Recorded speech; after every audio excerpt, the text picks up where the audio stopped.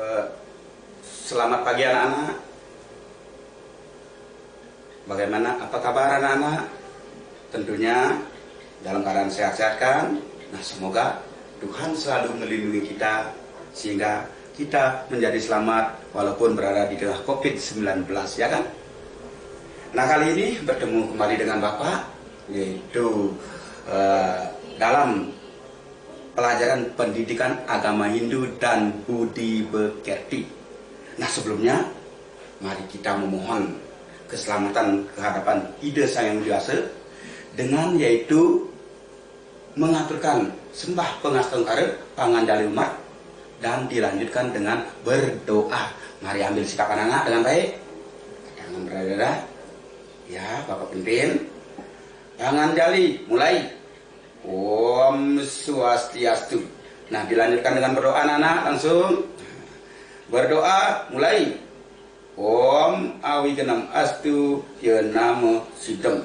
Ya, silakan anak-anak duduk dengan baik ya. Nah, agar nanti bisa mengikuti pelajaran dengan baik. Nah, silakan duduk dengan baik. Nah, sebelumnya juga Bapak ingin yaitu mengetahui kehadiran daripada anak-anak. Bagaimana anak-anak? Sudahkah semua yang hadir di sini? Ya, sudah kan?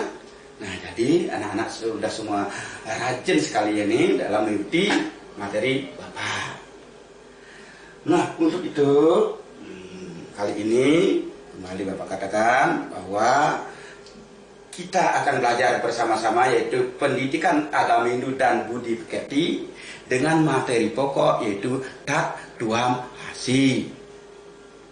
Nah, minggu lalu anak-anak kan sudah anak-anak mendapat pelajaran bab yang 2 yaitu tentang Pancasrada. Masihkah ingat itu anak-anak? Ya, masih kan? Bahwa Pancasrada itu apa artinya?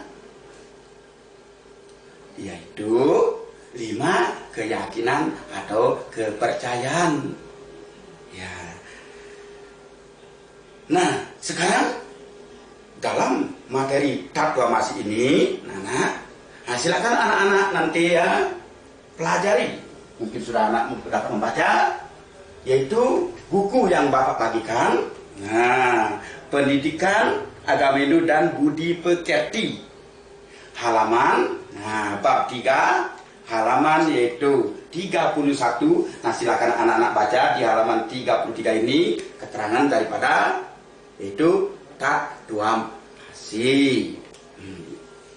Nah, sekarang untuk hari ini dengarkan dulu apa yang Bapak nanti jelaskan terhadap anak-anak, ya kan? Nah, sudah siap kan? Ya. Nah, sekarang apa sih tujuan daripada pembelajaran ini? Pembelajaran Tak Duam Hasi yaitu 1, menyebutkan pengertian Tak Duam Hasi. Jadi anak-anak nanti harus bisa yaitu menyebutkan pengertian daripada Tak Duam Hasi.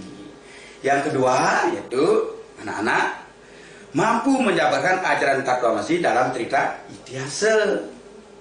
Yang ketiga, menyebutkan contoh-contoh perilaku Tak Duam Hasi dalam kehidupan sehari-hari.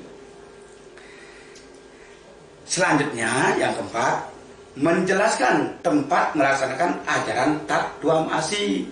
Yang nomor 5, menjelaskan manfaat ajaran menjalankan ajaran Tak Duam Hasi. Nah, demikianlah tujuan dari pembelajaran pada kali ini terkait dengan yaitu Tak Duam Hasi.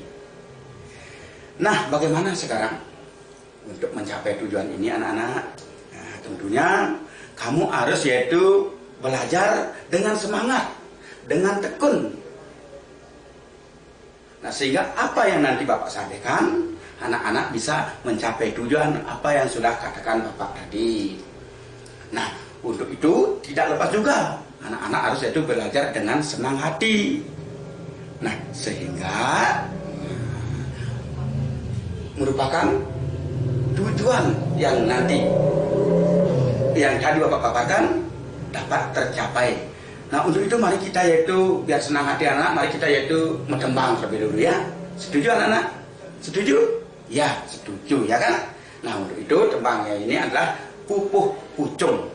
Nah, pupuh pucung sudah sering Bapak berikan kepada anak-anak. Nah kali ini Bapak akan menembang, tolong dengarkan ya. Nah anak-anak ikuti aja dalam hati. Nah itu temannya, silakan itu lihat di PowerPoint yang Bapak tayangkan. Nah ikuti tembang Bapak dalam hati. Bapak mulai. Wenten tutur angin sesuluhe hidup, tatwa masih kata ngawin nang hidupe tunggil, saling tulung sotaning dadi manusia. Nah itu tarik pertama. Sekarang lanjutkan tarik kedua. Yening sampun saling asa asih asuh, rumaket Mas Witra nyihna yang kayune suci, yukti tinut ring daging sastra agama. Nah demikianlah teman yang terkait dengan pelajaran anak-anak sekarang itu tatwa masih. Nah apa sih artinya teman itu? Nah yang pertama dikatakan itu wenten tutur, wenten tutur.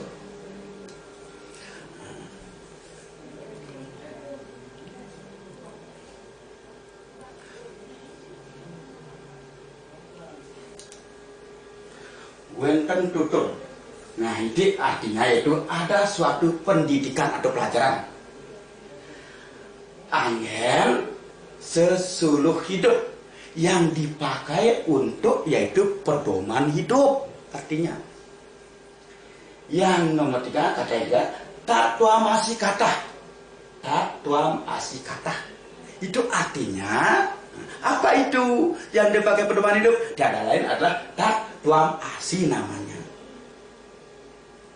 Yaitu ngawinan hidupnya tunggil. Nah, tatwa masih inilah yang nantinya menyebabkan hidup kita bersatu. Nah, saling tulung. Nah, jelas kalau sudah bersatu kita saling bantu. Sotaning dadi manusia. Demikianlah hidup kita sebagai manusia. Itu artinya. Lanjutkan. Yeneng sampun apabila sudah saling asah, saling asih, saling asuh. Dalam kehidupan kita saling asah, saling asih, saling asuh. Nah, rumaket Mas Witra. Artinya kita yaitu akan rukun terhadap yaitu teman. Nah, nyehnanya kayune suci. Nah kalau sudah begitu jelas. Kita yaitu mencirikan bahwa hati kita yaitu suci, hati kita yaitu baik terhadap teman. Nah, yukti tinuk, benar-benarlah sekarang itu sesuai ring daging sastra agama terhadap sesuai terhadap yaitu pelajaran ajaran-ajaran yang termuat dalam yaitu sastra agama. Demikianlah yaitu keberadaan tatwa masih dalam kehidupan kita. Sesuai dengan yaitu tembang yang ditembangkan tadi. Nah sekarang bagaimana sih bentuk-bentuk implementasinya dalam kehidupan yaitu kita sehari-hari di masyarakat. Nah sekarang di sini coba amati anak-anak gambar ini ya. Nah ini gambar apa ini? Ini adalah orang yaitu memberi sedekah. Nah, sesuai dengan teman tadi, bagaimana kita biar yaitu rumaket, bagaimana biar kita yaitu apa namanya boleh dikatakan yaitu bersatu, saling merasakan. Nah di sini merupakan informasi yaitu pelaksanaan takwa masih yaitu memberikan sedekah terhadap orang yang miskin, orang yang memerlukan. Baik itu berupa uang ataukah berupa barang apapun, yang jelas nantinya barang-barang tersebut disedekahkan dengan rasa ikhlas dan diterima oleh orang yang memerlukan. Itulah yaitu termasuk sudah yaitu implementasi ajaran tat tuam asi. Sudah anak-anak? Nah sekarang bagaimana yaitu gambar ini sekarang saya lagi amati anak-anak. Nah itu adalah mempersilahkan temannya untuk duduk bersama-sama. Nah, sehingga di sini termuat ajaran yaitu bagaimana kebersamaan dalam kehidupan. Duduk bersama-sama. Kalau berdiri bersama-sama. Nah, di sini sudah gambar ada yang masih berdiri satu, dipersilahkan untuk duduk. Bagaimana santunnya seseorang tersebut. Nah, itu merupakan implementasi juga terhadap ajaran tat tuam asi. Nah, demikian anak. Nah, selanjutnya bagaimana dengan yaitu gambar ini? Nah, ini yaitu adalah hidup rukun dalam keluarga. Ada bapak, ada ibu, ada anak. Ini juga merupakan contoh nyata implementasi dalam yaitu pelaksanaan ajaran tat tuam asi. Ayah menyayangi ibu, menyayangi anak, juga ibu menyayangi anak, dan begitu juga anak harus sayang kepada ayah dan sayang juga kepada ibu. Artinya di sini terjadilah saling sayang menyayangi, sehingga terjadi saling asah, saling asih, saling asuh dalam keluarga. Itu anak-anak ya. Bagaimana anak-anak? Sudah ya? Nah, itu merupakan implementasi daripada ajaran tat tuam asi. Nah, sekarang coba gambar ini lagi anak-anak amati. Nah, ini tentunya yaitu gambar orang yaitu bergotong royong. Nah, gambar orang yang bergotong royong dalam hal yaitu menata lingkungan. Nah, tentunya menata lingkungan tersebut adalah merupakan kepentingan kita bersama-sama. Sehingga bagaimana kita menyadarkan diri untuk penataannya bersama-sama yang merupakan pencerminan dari pelaksanaan ajaran tat tuam asi. Kita mau gotong royong bersama-sama demi kepentingan kita juga. Makanya bagaimana keadaan di masyarakat, kan jelas sering anak-anak melihat orang gotong royong. Itulah cermin yang mencerminkan ajaran yaitu tat tuam asi. Nah, sekarang bagaimana dengan ini anak-anak lagi? Nah, ini adalah anak-anak di sekolah. Nah, kan sering ini anak-anak lakukan kan? Sering anak-anak lakukan ini, yaitu membersihkan sekolah.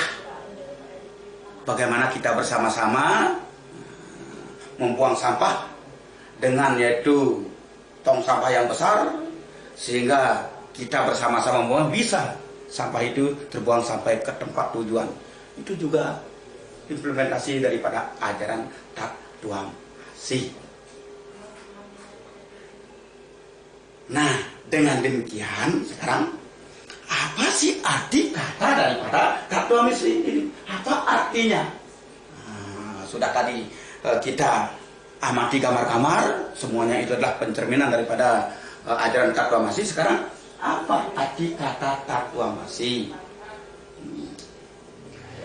Nah, tat tuam asi terdiri dari kata tat yang artinya iya. Tat itu artinya iya. Tuam artinya kamu. Tuam itu artinya kamu. Nah, jadi tat artinya iya, tuam artinya kamu. Itu sekarang. Asi, nah, artinya adalah. Jadi kalau kita gabungkan, nah, arti dari kata itu adalah ya itu adalah kamu. Nah, di sana sebenarnya ada teman kan itu, ya itu adalah kamu. Ya itu adalah kamu. Nah, dengan kata iya adalah kamu, sekarang bagaimana terhadap ia. Karena ini sama, ia adalah kamu, kamu juga adalah ia, atau aku adalah ia. Ia itu adalah aku. Sekarang bagaimana perlakuan kita terhadap orang lain tersebut, yang merupakan yaitu perlakuan pada diri sendiri juga. Nah misalnya, kalau anak-anak menyakiti orang lain, menyakiti dia, artinya menyakiti dirimu sendiri, gitu maksudnya. Kalau anak-anak menyayangi orang lain, artinya juga menyayangi dirimu sendiri, itu artinya. Nah sehingga dia dan kamu itu adalah sama. Sering juga dikatakan bahwa kalau ingin dihormati oleh orang lain, maka hormatilah pada dirimu sendiri dulu. Tuh. Jadi kan sama itu. Demi kepentingan kita demi kepentingan orang lain, kepentingan orang lain juga demi untuk kepentingan kita.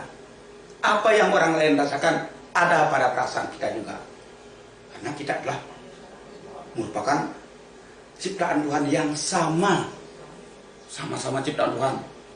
Nah disinilah pentingnya ajaran taklamasi, agar tidak saling yaitu saling menyakiti, saling mengejek, saling hina. Karena mengejek orang lain juga mengejek dirimu sendiri, menyakiti orang lain juga menyakiti dirimu sendiri. Contoh umpamanya, bagaimana kalau anak-anak umpamanya memukul dia, sakit kan dia. Tetapi bagaimana selanjutnya? Anak-anak juga sakit. Dipanggil bapak polisi, nanti di sana akan mendapat yaitu hukuman yang setimpal dengan anak-anak lakukan. Sakit apa enggak? Kan sakit juga. Makanya janganlah menyakiti orang lain. Itu. Agar tidak juga menyakiti diri sendiri. Itulah yang dimaksud dengan ajaran taklamasi, arti kata taklamasi. Nah dengan demikian, bagaimana sih sekarang yaitu pengertian daripada taklamasi. Pengertian daripada taklamasi.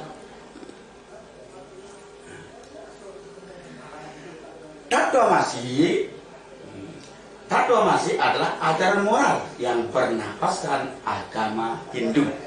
Nah jelas. Tadi sudah anak-anak lihat dalam gambar-gambar bagaimana moralitas, bagaimana sopan santun terhadap yaitu orang lain. Demikianlah yaitu yang termuat dalam ajaran agama Hindu, sehingga kita sebagai umat agama Hindu bisa yaitu mencapai tujuan, yaitu mencapai kebahagiaan. Perlu moral di sini.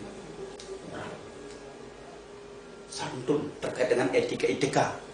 Kembali, kalau kita beretika dengan orang lain itu jelek, maka termasuk beretika pada diri sendiri jelek. Gitu. Makanya kita harus berusaha itu bermoral itu yang baik. Nah, selanjutnya, taklamasi juga merupakan ajaran filsafat Hindu yang mengajarkan tentang kesusilaan tanpa batas. Di sini bagaimana tingkah laku kita biar itu susila, yang artinya yaitu tingkah laku yang baik tanpa batas. Apa artinya?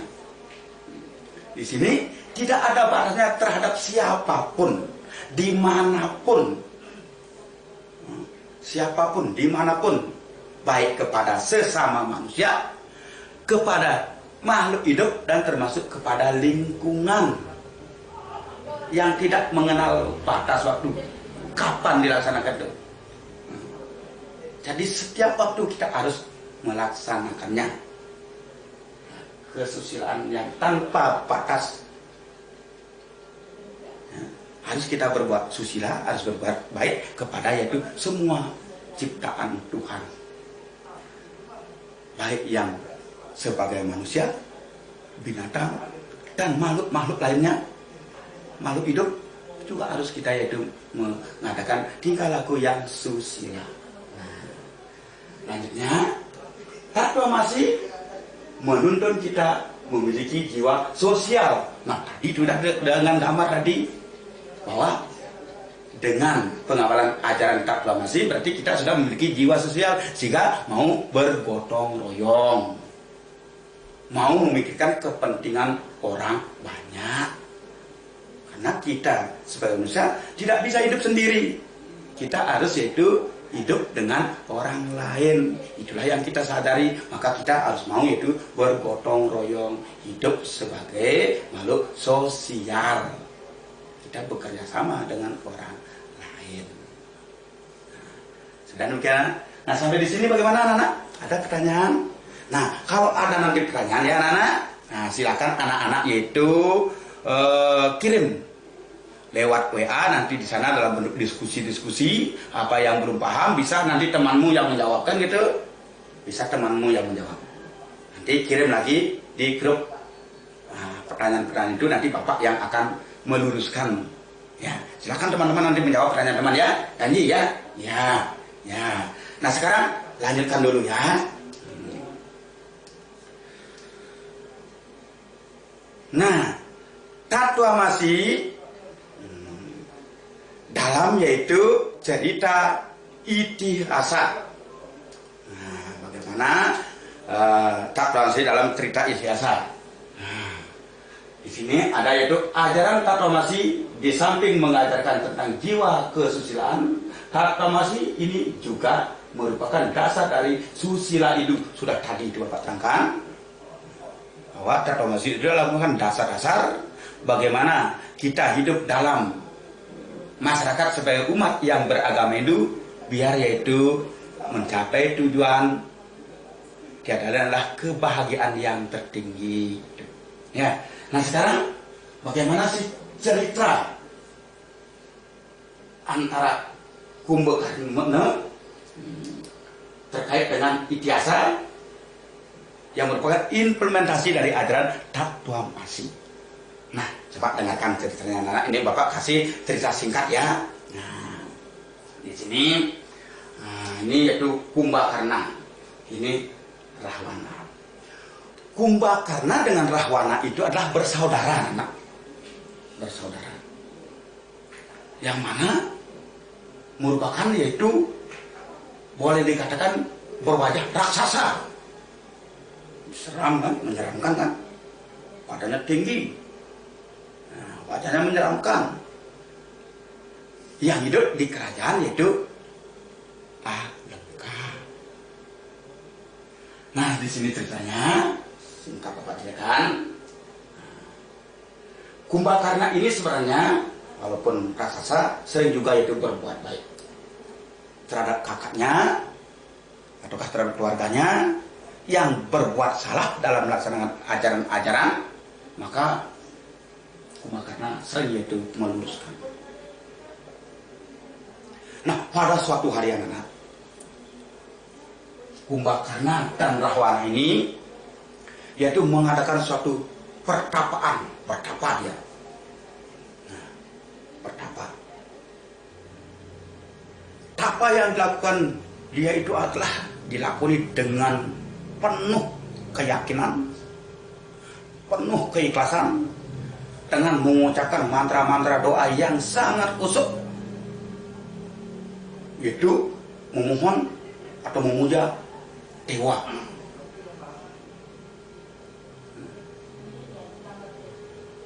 Dalam pertapaan beliau jelas yaitu ada tujuannya. Ada tujuannya. Apa sih tujuan dia bertapa? Nah, sesuai dengan karakter daripada keraksasaan, dia selalu ini. Kumbhakarna ini yaitu ingin memiliki. Mana itu? Kumbhakarna ini selalu ingin memiliki. Ya, maaf ini ya. Ya, itu kembali. Sifatnya sudah sah. Nah, sehingga dalam pertapaan dia yaitu memohon kepada para dewa untuk memiliki apa yang dimiliki, yaitu memiliki tahta daripada Dewa Indra. Ini Kumbhakarna ini. Nih, Kumbhakarna ini ingin memiliki tahta Dewa Indra. Jahat kan? Tetapi dalam pertapaan tersebut, karena dengan kusuknya dilakukan, maka Dewa Brahma menghampiri pertapaan beliau. Datanglah Dewa Brahma menuju pertapaan beliau. Nah, setelah datang Dewa Brahma di pertapaan beliau, Saraswati ini sudah mengetahui hati daripada Karna ini, hati daripada Kumbakarna ini. Apa sebenarnya yang beliau akan minta? Apa sebenarnya yang beliau akan mohon? Seperti kata Bapak tadi, yang dimohon itu adalah tahta daripada Dewa Indra. Nah, dengan kusutnya dia bertapa, berdoa dengan para dewa, hadir Dewa Brahma ke pertapaan, dan Dewa Brahma sekarang di sana menanya, silahkan, apa yang kau inginkan? Nanti aku Dewa Brahma akan menugerahimu. Demikian sekarang. Nah, karena Dewi Saraswati sudah tahu keinginannya, maka ketika membuka mulutnya, karena ini membuka mulut karena untuk memohon tahta Dewa Indra yang bernama Indrasan, masuklah Dewi Saraswati ke mulutnya. Dengan itu membengkokkan lidahnya karena sehingga yang diucapkan apa? Bukan Indrasan, tapi Nandrasan, karena lidahnya dibengkokkan. Nandrasan ini artinya yaitu tidur selamanya, tidur yang abadi. Tidur bukan mati, tidur dia. Nah, karena sudah diucapkan Nandrasan, maka Dewa Brahma menganugerahinya. Diberikanlah sekarang oleh Dewa Brahma permohonan beliau. Tapi itu adalah salah ucap. Nah, setelah dianugerahi karena ini Nandrasan, tidur untuk selamanya. Nah, sekarang bagaimana keadaan itu Rahwana? Mengetahuilah hal itu. Nah, sehingga Rahwana ini kembali memohon kepada Dewa Brahma untuk yaitu mencabut atau membatalkan anugerahnya kepada Karna. Tetapi Dewa Brahma ini tidak mau. Orang itu sudah namanya yaitu anugerah dewa, tapi itu sudah yaitu permohonannya sendiri. Nah, tapi apa yang terjadi? Atas yaitu permohonan daripada Rahwana kepada Brahma, maka Dewa Brahma itu hanya mau memberikan keringanan. Keringanan yang diberikan kepada yaitu Kumbakarna. Seperti apa keringanannya? Tadi yaitu Nandrasan yang artinya tidur selamanya, tidur yang abadi. Sekarang Kumbakarna diberi anugerah yaitu tidur selama 6 bulan. 6 bulan tidur, 6 bulan bangun, 6 bulan tidur, 6 bulan bangun, begitu seterusnya. Nah, sekarang bagaimana setelah dia menerima anugerah daripada Dewa Brahma? Tidurlah dia. Tidur dia. Nah, Rahwana menerima sekarang keringanan dari Dewa Brahma. Setelah tidur Kumbakarna ini, sekarang bagaimana di Alengka? Alengka ini kedatangan musuh. Diserang oleh yaitu pasukan dari Rama. Rama yang menyerang sekarang Rahwana ini. Rahwana ini merasa kelabakan menghadapi pasukan-pasukan daripada Rama tersebut. Nah, sehingga bagaimana? Dia harus memohon bantuan kepada adiknya yaitu Kumbakarna. Tapi Kumbakarna dalam keadaan tidur, yang tidak bisa yaitu menggunakan kekuatannya karena tidur kan. Sekarang Rahwana ini mengerahkan pasukan-pasukannya menuju yaitu Kumbakarna, membawa tombak dan pasukan-pasukan gajah dikerahkan ke sana, dan ada juga yang membawa makanan. Nah, setelah dituju yaitu Kumbakarna, sampai di sana beliau yaitu menombak-nombak, ditombak-tombak di sini Kumbakarna, dan diinjak-injak oleh pasukan gajah, ditombak, diinjak. Nah, dengan demikian mulailah mata daripada Kumbakarna ini terbuka. Begitu terbuka matanya, langsung dihidangkan makanan. Sehingga Kumbakarna menjadi bangun dari tidurnya. Nah, setelah bangun dari tidurnya, bagaimana sekarang? Kumbakarna bertanya, ada apa ini? Nah, mengakulah bahwa saya pasukan dari Rahwana, utusan daripada Rahwana untuk membangunkan engkau. Wah, ada apa sekarang di Rahwana? Nah, dengan demikian sekarang Kumbakarna menghadaplah kepada Rahwana. Ada apa Rahwana? Kok dibangunkan saya? Itu Kumbakarna. Nah, dijawab oleh Rahwana. Karena kami kedatangan musuh yang tidak bisa kami hadapi sendirian, maka mohon bantulah terhadap engkau untuk menaklukkan musuh-musuh tersebut. Kan demikian, dimohon bantuan pada intinya. Nah, dengan demikian sekarang Kumbakarna ini memberikan yaitu boleh dikatakan pendidikan kepada yaitu Rahwana, pelajaran pituah pitutur. Mengapa kedatangan musuh? Itu karena ulah perbuatanmu sendiri, di mana Rahwana ini menculik yaitu Dewi Sita dari tangan Rama. Nah, jelas karena istri yang culik kan jelas marah, sehingga mengerahkan pasukan untuk menggempurnya. Nah, Rahwana mengucap demikian. Nah, sekarang kalau Anda ini sudah menculik, bagaimana sekarang? Kembalikanlah Sita kepada Rama agar tidak terjadi peperangan. Demikian Kumbakarna berbicara. Tetapi bagaimana Rahwana menjawab? Rasa berat hati untuk mengembalikan sambil menangis. Nangis, dia tidak mau mengembalikan Rahwana ini. Nah, melihat tangisan daripada Rahwana, terketuklah sekarang hatinya Kumbakarna untuk menolong kakaknya. Nah, sehingga tanpa ada rasa bermusuhan, Kumbakarna ini berperang dengan itu pasukan-pasukan Rama. Berperang dengan Rama sekarang Kumbakarna. Nah, dalam perang tersebut terjadi perang yang sangat hebat, saling serang. Mas, sehingga Kumbakarna ini banyak yaitu mematikan pasukan-pasukan daripada Rama. Banyak yang dimatikan. Nah, dengan melihat kejadian yang seperti itu, sekarang bagaimana Rama berpikir kok demikian kuatnya daripada Kumbakarna. Sehingga Rama ini memikirkan, saya akan tembak kedua tangannya biar patah. Nah, sehingga begitu ditembak sekarang Kumbakarna, tangannya kedua patah. Maksudnya Rama kan biar tidak mengadakan perlawanan lagi. Tetapi bagaimana? Kumbakarna ini tetap kuat bertahan tanpa tangan.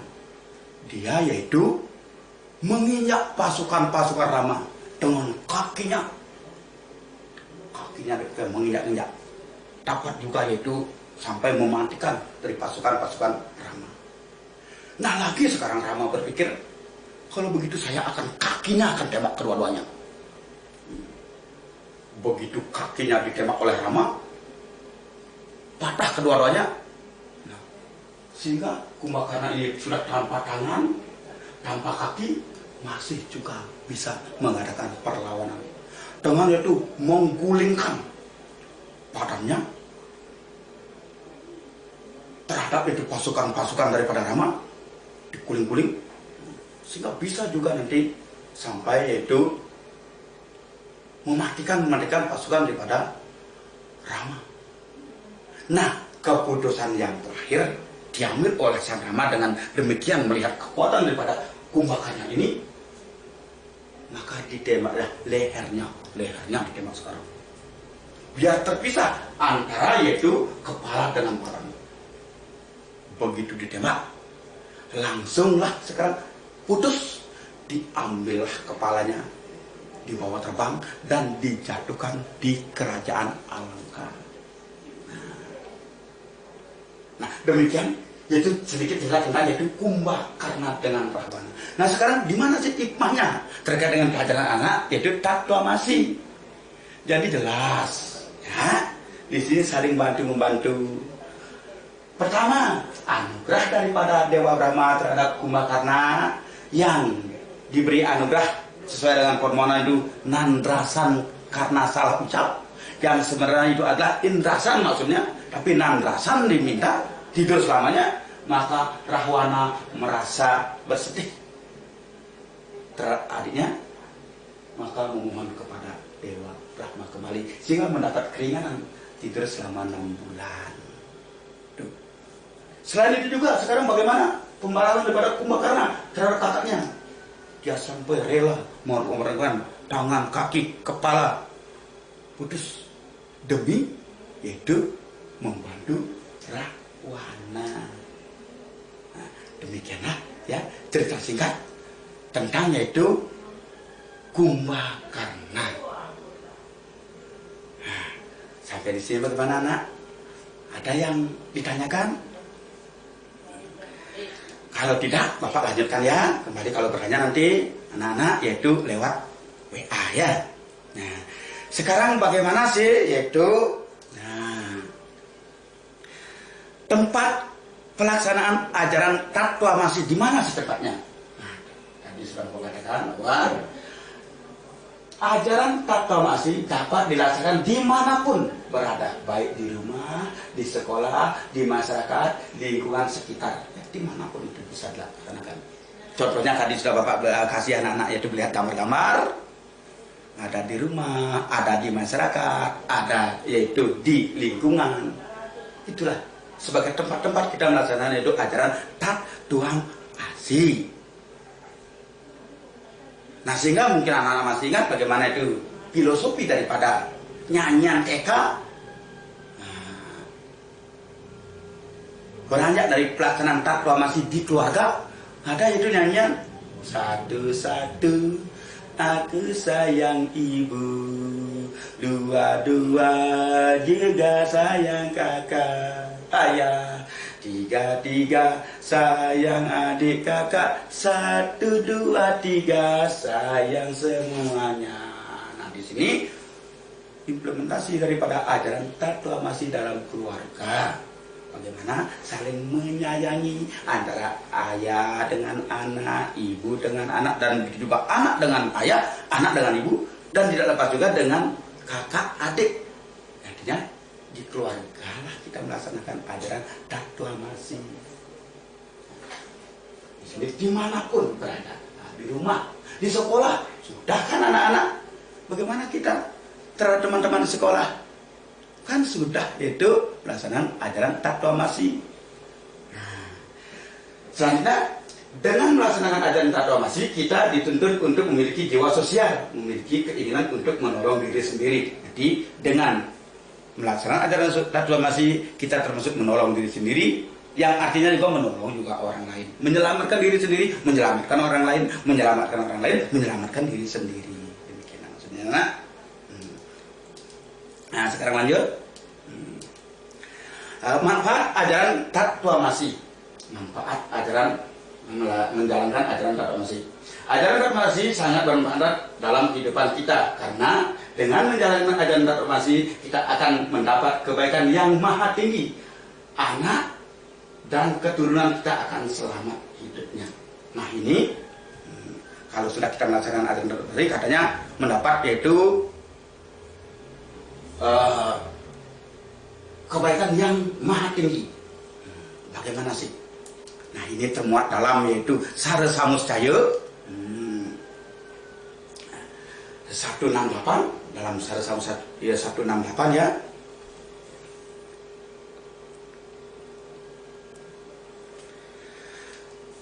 Nah, yang bunyinya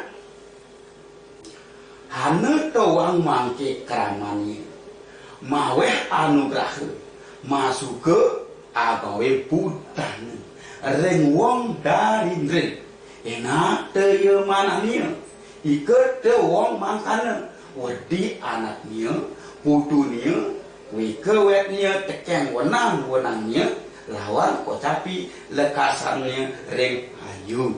Nah, ini artinya ada seorang yang bersedekahan, senanglah hatinya. Dan orang melaksanakan pelajaran atau memberi pelajaran, memberi nasihat kepada orang miskin senang hatinya. Orang yang demikian itu akan mendapat kebahagiaan, baik terhadap dirinya sendiri, begitu juga terhadap anaknya, juga terhadap cucunya. Nah, oleh karena terhadap keturunannya juga akan selamat. Dan begitu juga sampai pada yaitu ternaknya juga selamat. Nah, demikianlah yaitu tentang yaitu ajaran Tatuam Asi. Nah, sekarang bagaimana anak-anak? Silakan anak-anak menyimpulkan ya kan? Nah, pelajaran ini tentang ajaran Tatuam Asi. Bagaimana kesimpulannya? Ya, nah kesimpulannya ini adalah